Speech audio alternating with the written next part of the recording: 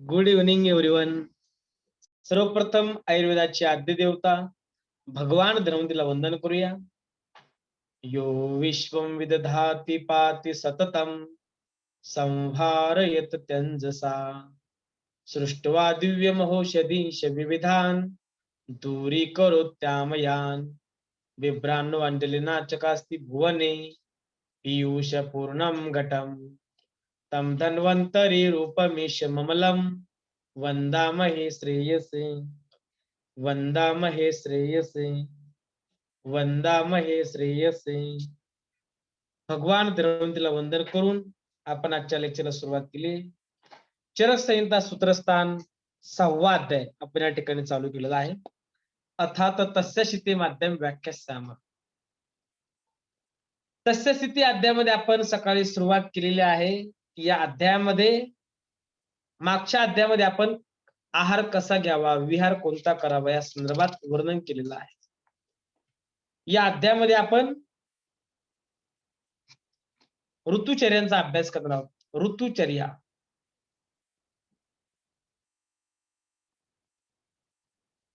ऋतुचर्यामध्ये आपण त्या ठिकाणी 6 ऋतू पाहिलेले आहेत. शिशिर, वसंत, ग्रीष्म, वर्षा, शरद, हेमंत. शिशिर, वसंत, ग्रीष्म, वर्षा, शरद, हेमंत. आदान कालामध्ये कोणते ऋतू येतात, विसर्ग कालामध्ये कोणते ऋतू येतात याचा आपण या ठिकाणी सकाळी अभ्यास केलेला आहे. आदान कालामध्ये कोणते ऋतू येतात, शिशिर, वसंत, ग्रीष्म.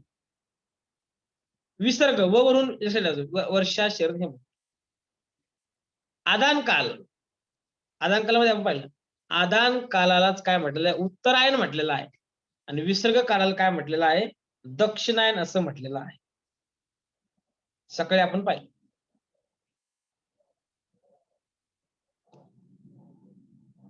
आपण सविस्तर पुढील लेक्चरमध्ये पुढील आपल्या श्लोकामध्ये बघूया.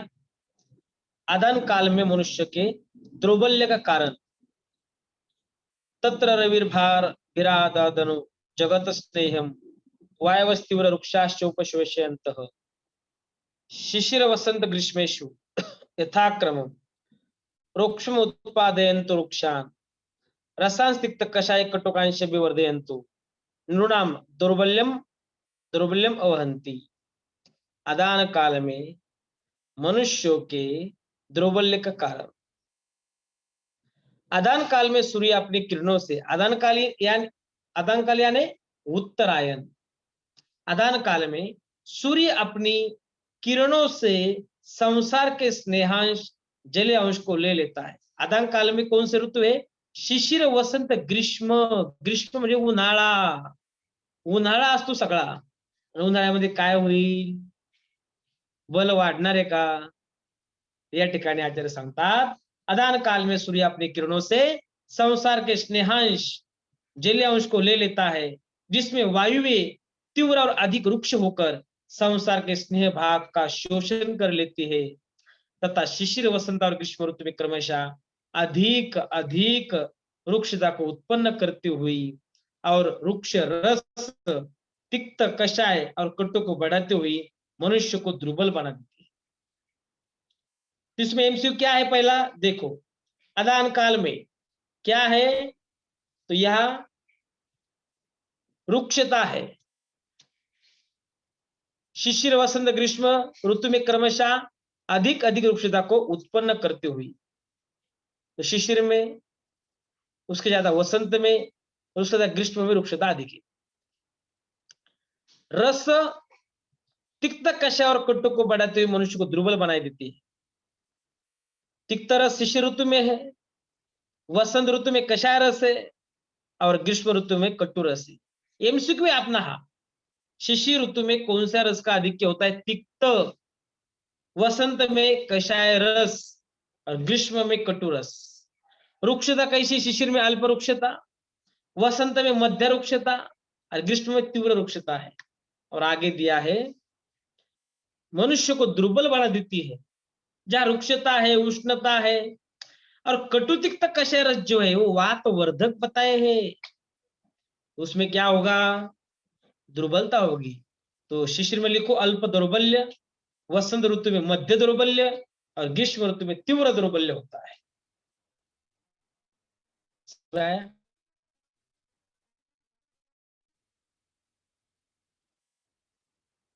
तो आदान काल में कुछ भी क्वेश्चन आया तो आदान काल में रुक्षता, रस और दौर्बल्य तीनों का विचार करना चाहिए। रुक्षता है, रस कौन से? शिष्य ऋतु में तिक्त रस, वसंत में कषाय रस और ग्रीष्म में कटु रस। और दुर्बलता बताइए। शिशिर में अल्प दौर्बल्य, वसंत में मध्य दौर्बल्य और ग्रीष्म में तीव्र दौर्बल्य बताया। क्या में श्लोक नंबर 7। अभी विसर्ग काल मैंने बताया, विसर्ग काल में क्या है? व से दिमाग पर रखो, वर्षा, शरद और हेमंत। जब आता उसके उल्टा होगा, इधर उल्टा क्या होगा? या रुक्षता है, सूर्य की उष्णता है, दुर्बलता है। इसमें क्या होता है देखो, अब यहां दुर्बलता बढ़ती जा रही थी, कहा? आदान काल में, शिशिर वसंत ग्रीष्म, क्योंकि रुक्षता बढ़ रही थी, उष्णता बढ़ रही थी, इसकी वजह से दुर्बलता बढ़ रही थी। अब यहां क्या हो रहा है देखो, वर्षा शरद हेमंते शेतु दक्षिणाभिमुखे अर्के काल मार्ग मेघवात वर्षा विहत प्रतापे शशिनी च व्याहत बले महेंद्र सलिल प्रशांत संतापे जगती अरुक्षा रसा प्रवर्धन्ते अम्ल लवण मधुरा यथाक्रमम तत्र बलमुपचेति नृणामिति। विसर्ग काल में मनुष्य के बल की वृद्धि का कारण बल वर्धन होता है। पहला एमसीक्यू है, एग्जाम में ऐसा आता है। आदान नीचे में से कौन से काल में दुर्बलता होती है? आदान काल, विसर्ग काल और कुछ दे देंगे। अब वो समझ में आना चाहिए, आदान काल में दुर्बलता है, विसर्ग काल में बल मिलने वाला है। वर्षा, शरद और हेमंत, समझ में आया? तो वर्षा, शरद और हेमंत इन तीन ऋतुओं के क्रमशः जब सूर्य दक्षिण दिशा की ओर जाना आरंभ कर देता है, इसे दक्षिणायन कहा है। विसर्ग काल को दक्षिणायन कहते हैं। तो जब सूर्य दक्षिण दिशा की ओर जाना आरंभ कर देता है, तब उस समय काल और स्वाभाविक मार्ग मेघवात एवं वर्षा से सूर्य का प्रताप प्रताड़ित हो जाता है तथा चंद्रमा पूर्ण बलवान होता है। जब आकाशीय जल संपात के संसार का संताप प्रशांत हो जाता है, तो भूमंडल पर क्रमशः स्निग्ध, अम्ल, लवण और मधुर रसों की यथेष्ट वृद्धि होती है और मनुष्य के शरीर का बल प्रतिदिन बढ़ने लग जाता है। अभी वर्षा ऋतु चालू है, उसके आगे शरद ऋतु होगा और उससे आगे हेमंत ऋतु होगा। जब जितनी रुक्षता थी ग्रीष्म ऋतु में, अभी बारिश आ रही है, ठंडी है यहाँ, तो ठंडे के कारण यह क्या हो चुका है? इस विसर्ग काल में अल्प स्निग्धता वर्षा ऋतु में, मध्य स्निग्धता शरद ऋतु में और श्रेष्ठ स्निग्धता हेमंत ऋतु में बताइए। तो स्निग्धता आने वाली है, उधर क्या थी? रुक्षता थी। शिशिर वसंत ग्रीष्म रुक्षता थी। वर्षा शरद हेमंत में क्या है? स्निग्धता है। पहला एमसीक्यू। सेकंड एमसीक्यू क्या है?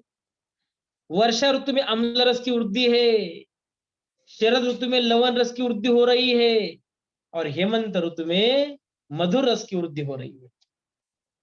ये एमसीक्यू।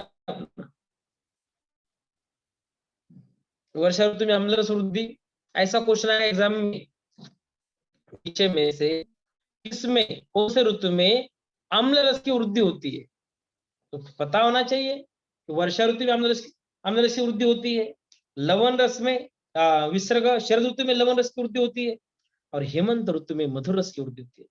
और थर्ड पॉइंट है, वर्षा ऋतु में अल्प बल वृद्धि, शरद ऋतु में मध्यम बल वृद्धि और हेमंत में श्रेष्ठतम बल वृद्धि। ये तीनों पॉइंट ही इंपॉर्टेंट है। मैंने और एक बार बताता हूँ आपको, आदान काल में 3 पॉइंट थे और विसर्ग काल में भी 3 पॉइंट। पहला पॉइंट है जो है रुक्षता का था आदान काल में। आदान काल में कौन से ऋतु आते हैं? शिशिर, वसंत, ग्रीष्म। शिशिर में अल्प रुक्षता, वसंत में मध्य रुक्षता और ग्रीष्म में तीव्र रुक्षता। रस कौन से थे? शिशिर में तिक्त रस, वसंत में कषाय रस और ग्रीष्म में कटु रस। तिक्त कषाय कटु, तिक्त कषाय कटु, लक्षात ठेवा। तिक्त कषाय कटु।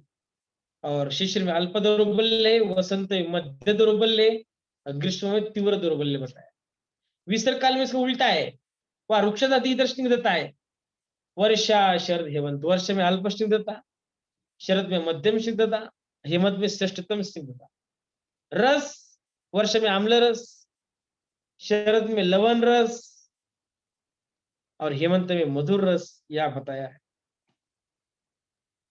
बल के बारे में वर्ष में अल्प बल वृद्धि, शरद में मध्य बल वृद्धि और हेमंत में श्रेष्ठतम बल वृद्धि बताई।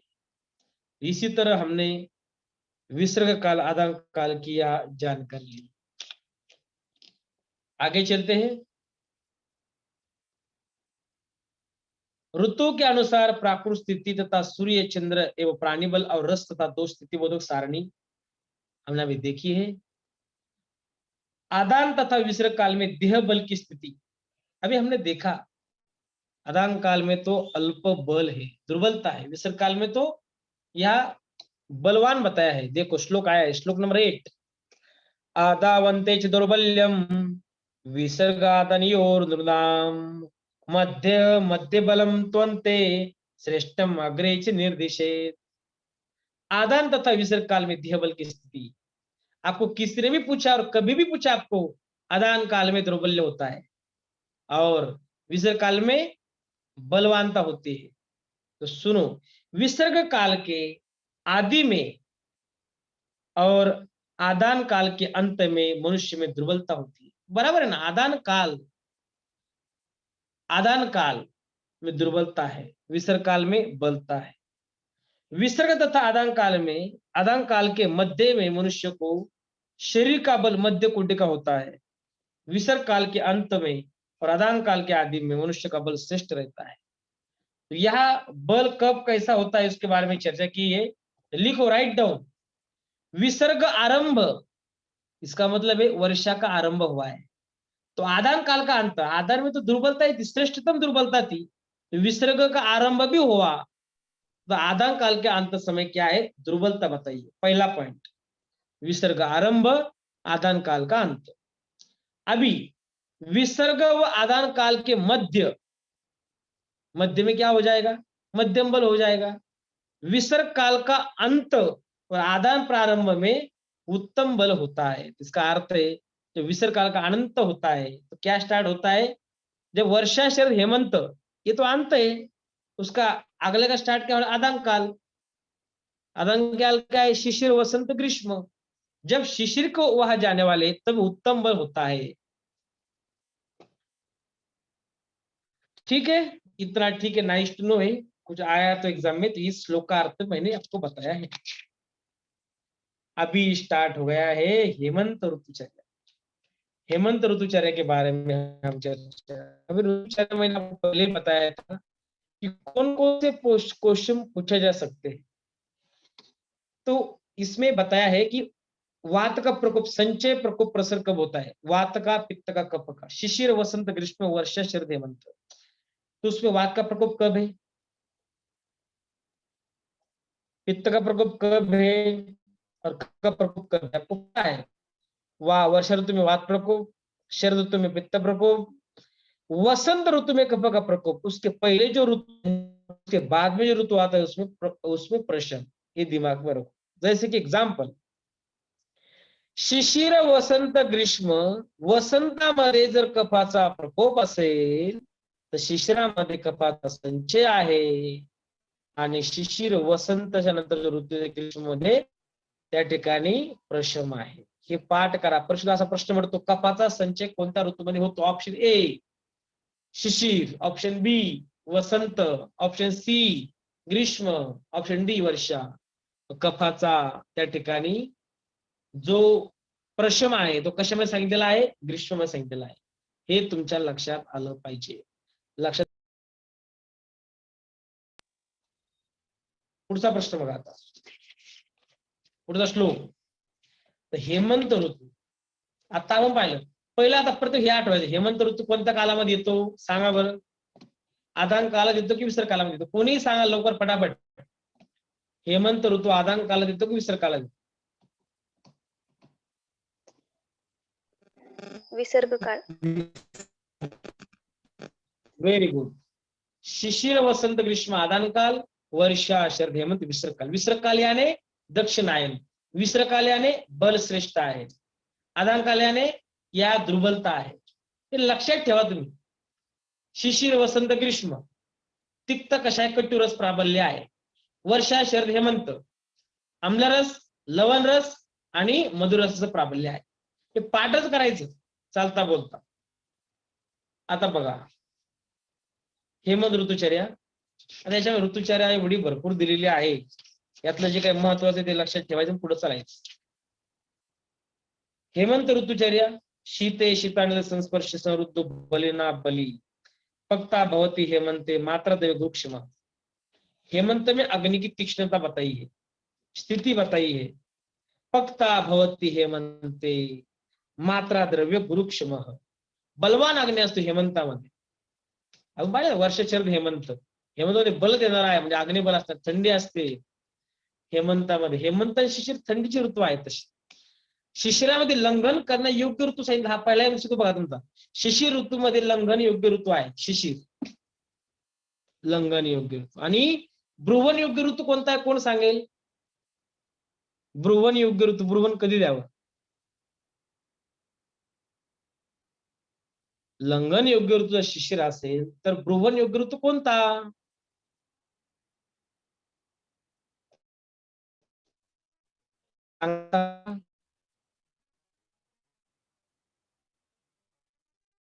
ब्रुवन योग्य ऋतू ग्रीष्म सांगितलेला आहे.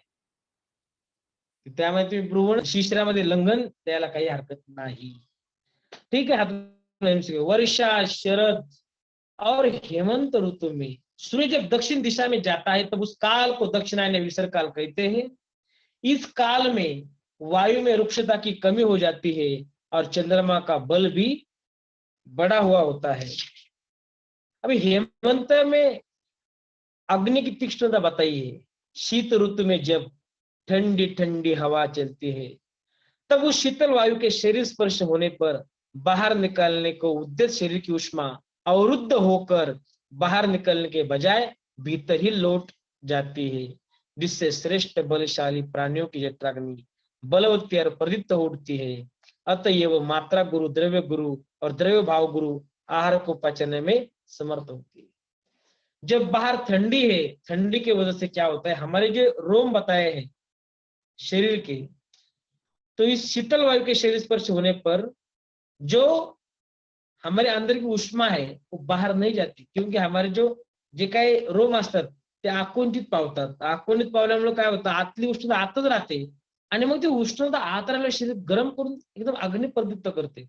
अग्नी प्रदीप्त झाला की भूक लागते, माणूस जे खातो ते पचायला लागते. सांगायचा मुद्दा एवढा आहे, पक्ता भवती हे म्हणते मात्रा द्रव्य गुरुक्षम. म्हणजे अधिक मात्रा जरी तुम्ही आहार घेतला, द्रव्य गुरु जरी असले तरी द्रव्य स्वभाव गुरु आहार को पचाने में समर्थ होती है. तो हेमंत में अग्नि की तीक्ष्णता बताई. प्रश्न पडला, खालील पैकी कोणत्या ऋतूमध्ये मंदाग्नी असतो? मंदाग्नी वर्षा ऋतूमध्ये सांगितलेला आहे. मग खालील पैकी कोणत्या ऋतूमध्ये तीक्ष्ण अग्नी असतो?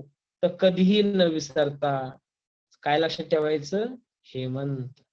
हेमंत में अग्नि की तीक्ष्णता. श्लोक नंबर 10.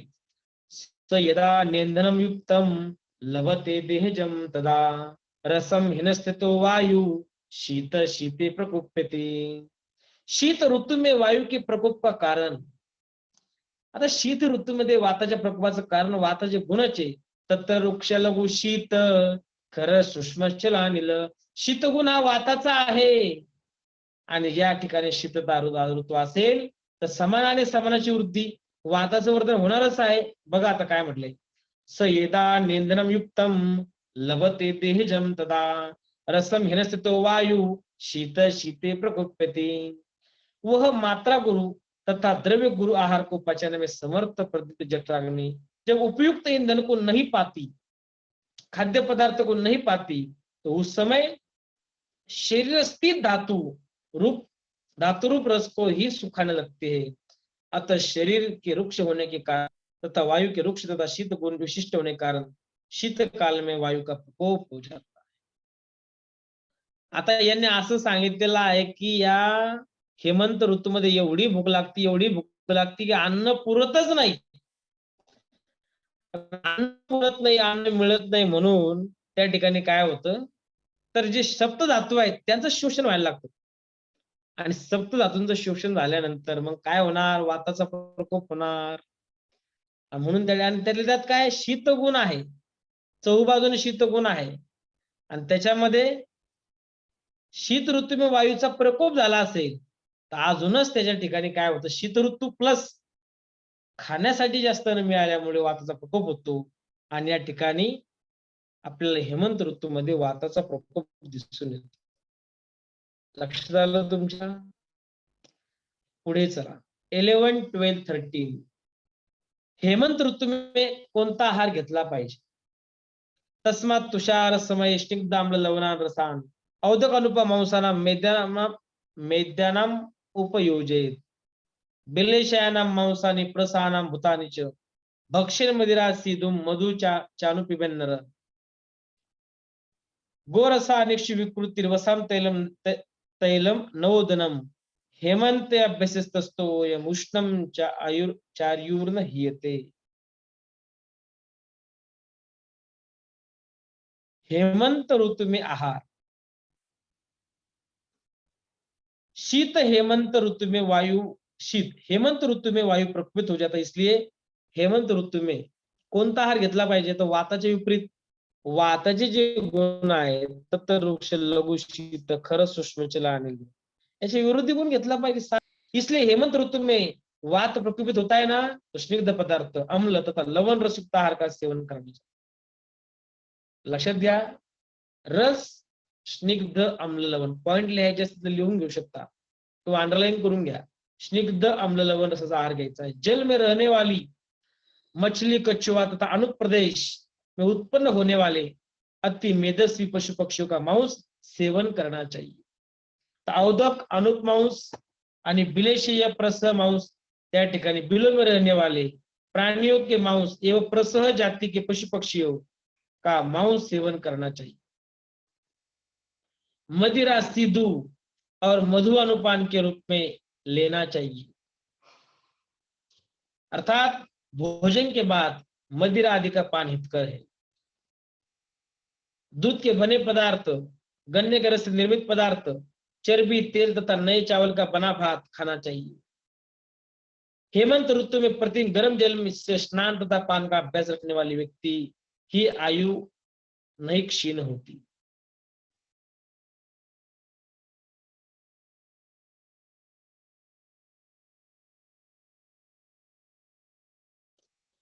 देखो, नाइस टू नो है, इसके ऊपर कोई क्वेश्चन नहीं आएगा, लेकिन फिर भी रस लवण औदक अनुपमांस बिलेशे प्रसमांस खाना है.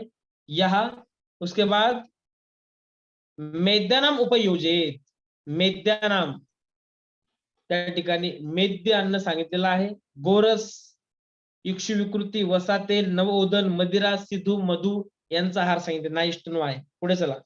हेमंत ऋतू में विहार 14 to 17 बघा. थंडी आहे तर आपण काय काय करू शकतो सगळ्या गोष्टी करा. हेमंत ऋतू में विहार अभ्यंग औसरम मूर्धनितैर जेंताकम आतपम भजत भूमिग्रहम च उष्णम गर्भग्रहम तथा शीतेषु संवृतम सेव्यम यानम शेनम मासनम प्रावराजिन कोशय प्रवेणी कुतका श्रुतम गुरु उष्णवासा दिग्दांगो गुरुना गुरुना सदा शयने प्रमदाम पीनाम विशालोपचित तस्तनिम अलिंग्याद गुरु दिग्दांगी सुप्यात समदनन मत प्रकामचे निषेवित मैथुनम शिशिरागमी. आता या ठिकाणी विहार सांगितलेला आहे. हेमंत ऋतु में तेल की मालिश, स्निग्ध उपटन लगाना, सिर में तेल लगाना, जेंताक सफेद धूप सेवन, गर्म भूमिग्रह और गर्म गर्भगृह में उठना बैठना और रहना चाहिए. इस प्रकार शीतकाल में चारों ओर से ढकी सवारी में जाना चाहिए. शैया आसन आदि पर प्रवार बालों वाला वाघंब रेशमी वस्त्र दुलाई रजाई रंगीन चित्र विचित्र वर्ण वाला गलीचा बिछाया और रखा होना चाहिए. हेमंत में भारी और गर्म वस्त्र पहने अगर को घिसकर उसका गाढ़ा प्रलेप करे. तो यहाँ विहार में बताया है अभ्यंग करना है, उत्सादन करना है. अंडरलाइन करो. अभ्यंग, उसके बाद उत्सादन, मूर्धनि तेल का वर्णन है. अंडरलाइन करो. मूर्धनि तेल के कितने प्रकार है कोई बताएगा? व्हॉट इज मृदनी तेल? मृदनी तेल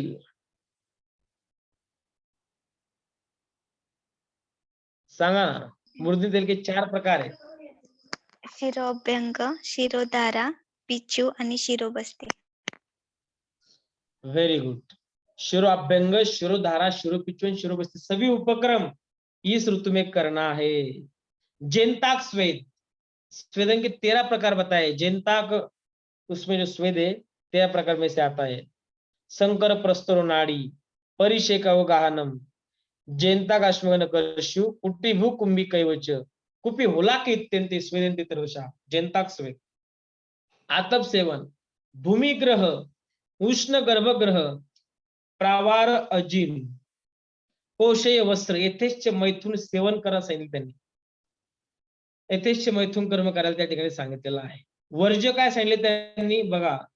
वर्जेद अन्नपानानि वातलानि लघूनिच, प्रवातम प्रमिताहारम उदमंतम हिमागमे.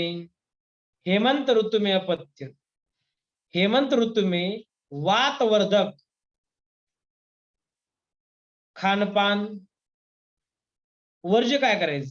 प्रबल वायु का प्रवाह, अल्पार और जल में घोलकर सत्तू खाना, यह सब छोड़ देना चाहिए. वात लघुअन्नपान, प्रवात, प्रमिताहार और उदमंत, ये सब वर्ज्य बताया है. तभी इसी तरह हेमंत ऋतुचर्या समाप्त हुई है. तो आपको क्या अलग लगता है इसमें हेमंत ऋतु में? तो इसमें आपको ध्यान में रखना है. तो हेमंत ऋतुचर्या में बलवान अग्नि होता है, ये पहला पॉइंट इंपॉर्टेंट रखो. सेकंड, वात का प्रकोप होता है, समझ में रखो, वात का प्रकोप होता है. और स्निग्ध अम्ल लवण रस का सेवन करना है, इतना ध्यान में रखो. बाकी विहार में अभ्यंग, उत्सादन, मृदनी तेल का वर्णन है. जेनताक श्वेत का वर्णन यही किया है. अंडरलाइन करो, जेनताक श्वेत, जेनताकम आतप श्वेत, 2 श्वेत का वर्णन है. भूमि ग्रह, उष्ण गर्भग्रह का भी उल्लेख यही किया है. इतना दिमाग में रखो. इसी तरह आज हम हेमंत ऋतुचर्या देखी है. शिशिर ऋतु के तो 3 ही श्लोक है, देख लीजिए. हेमंत शिशिरो तुल्यो शिशिर अल्प विशेषणम, प्रोक्षम आदानजम शीतम मेघमारुत वर्षजम, तस्माद हेमंतिकम सर्व शिशिरे विदृश्यते, निवातम उष्णम त्वधिकम शिशिरे ग्रमाश्रयेत. शिशिर ऋतुचर्या का आधार. सामान्यतः हेमंत और शिशिर ये दोनों ऋतु प्राय समान होते हैं. शिशिर में इतनी विशेषता होती है कि आदान काल में उत्पन्न होने वाली स्वाभाविक रुक्षता और मेघवात और वर्षा के कारण बढ़ा हुआ शीत अधिक होता है. इसलिए शिशिर ऋतु में भी हेमंत की विधियों का पालन करना चाहिए. विशेष रूप से जिस घर में वायु का सीधा प्रवेश न होता हो, ऐसे गर्म घर में रहना चाहिए. तो शिशिर ऋतुचर्या में क्या है? हेमंत समान, अंडरलाइन करो. और विशेषता क्या बताया है? अंडरलाइन करो. निवातम उष्णम तो अधिकम शिशिरे ग्रह आश्रय. ग्रह उष्ण ग्रहामध्ये ठिकाणी राहायचंय. विशेषतः निवात उष्ण ग्रह में आश्रय करे. वर्ज्य, वर्ज्य क्या बताया देखो. श्लोक नंबर 21.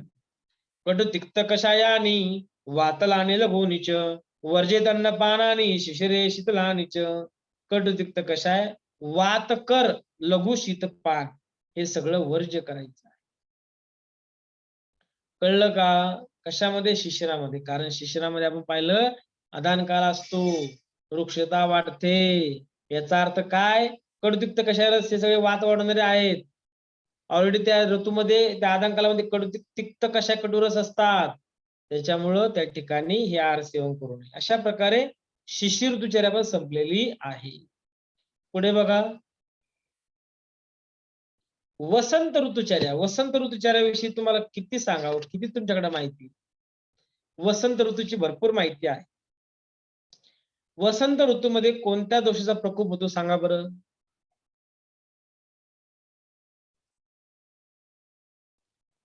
वसंत ऋतूमध्ये कोणत्या दोषाचा प्रकोप होतो? कफ प्रकोप. व्हेरी गुड, कफ प्रकोप होतो. तर कफ ऋतूसाठी आपण काय करतो, या वसंत ऋतूमध्ये कफ दोषासाठी वमन त्या ठिकाणी देतो. बरोबर. वसंत ऋतूच्या बघा 22वा श्लोक. वसंते निश्चित श्लेष्मा दिनकृद्भाभिरीरत कायाग्नि बाधते रोगान तस्त प्रकृते बहून तस्माद वसंत कर्माणी वमनादीनि कारयेत. वसंत में पंचकर्म का विधान आया है। हेमंत काल में संचित हुआ कब वसंत काल के आने पर सूर्य की किरणों से पिघलकर जठराग्नि को मंद कर देता है और अनेक प्रकार के जोर आदि रोगों को उत्पन्न कर देता है। इसलिए वसंत ऋतु में कफ शोधनार्थ वमन आदि पंचकर्मों को करना चाहिए। देखो स्थिति कौन सी है, कफ प्रकोप। वसंत निश्चित श्लेष्मा दिन क्रुद्ध भा भीरित, अंडरलाइन करो, कायाग्नि बाधते रोगा तस्तम प्रकृते बहु। वसंत ऋतू में कफ एवढा प्रकोपित होतो, एवढा प्रकोपित होतो, जो अग्नी आहे त्या अग्नीवर कफ पूर्ण अग्नी मंद करून टाकतो। हेमंत ऋतूत पाहिला आपण अग्नी तीक्ष्ण अग्नी आणि वसंत ऋतूमध्ये अग्नी मंद आहे। कायाग्नि बाधते रोगान तस्तम प्रकृते बहु, जठराग्नि को मंद कर देता है आणि रोगा सर्वेपी मंदाग्नी। अग्नी मंद झाला, काय म्हणतात आचार्य चरक, कायाग्नि बाधते रोगान तस्तम प्रकृते बहु। एकदा त्या ठिकाणी अग्नि मंद झाला कि त्या ठिकाणी जोर आदि रोगों को उत्पन्न कर देता है। आणि इसलिए क्या करे, तस्माद वसंत कर्माणी वमनादीनि कारयेत, आणि त्यासाठी रोग वाढायला लागले। तर लक्षात आलं, कफाचा प्रकोप झालेला आहे तर वमन देऊन टाका, म्हणजे वसंत ऋतूमध्ये वमन द्यायचं। जेव्हा जठराग्नी मंद असतो, अंडरलाईन करा, लिहिलंय कायाग्नी बाधते, काय अग्नी जठराग्नी जो आहे तो डायरेक्ट मंद आहे, हेमंत ऋतूमध्ये मात्र तीक्ष्ण आहे। प्रश्न पडला कोणत्या ऋतूमध्ये अग्नी मंद आहे, यात आता वसंत ऋतूमध्ये स्पष्ट आलेला आहे। लक्षात आलं? पुढे चला, वसंत ऋतू में हमें क्या खाना नहीं है। वसंत ऋतू में आपत्ती को गुरु अम्ल स्निग्ध मधुरम दिवा स्वप्नम च वर्जित। आता मला सांगा, ज्या ऋतूमध्ये कफाचा प्रकोप झाला, मधुर आम्ल लवण रस आपण घेणार आहे का? नाही। कफ वर्धन असा आपण आहार घेणार नाही, तर मग काय करणार आहे, कोणता आहार त्याज्य करणार आहे? बघा, वसंत ऋतु में गुरु पदार्थ, अम्ल पदार्थ, स्निग्ध और मधुर पदार्थों का आहार नहीं ग्रहण करना चाहिए तथा दिन में सोना भी नहीं चाहिए, झोपायचं नाही। वसंत ऋतु का आहार विहार बताया है। व्यायाम उद्वर्तनम धूमम कवल ग्रह मंजरम सुखांबुना शौच विधिम श्लेत कुसुमागमे चंदनाथ गुरु दिग्तांगो योगो धूम भोजन शारंभ शाम शाशमेनेय मांसम लावक पिंजलम भक्षे निर्गदम सिद्धु पिबेन माध्विकमेवा वसंत अनुभवेत स्त्रीनाम काननानाम ची। वसंत ऋतू का आहार विहार।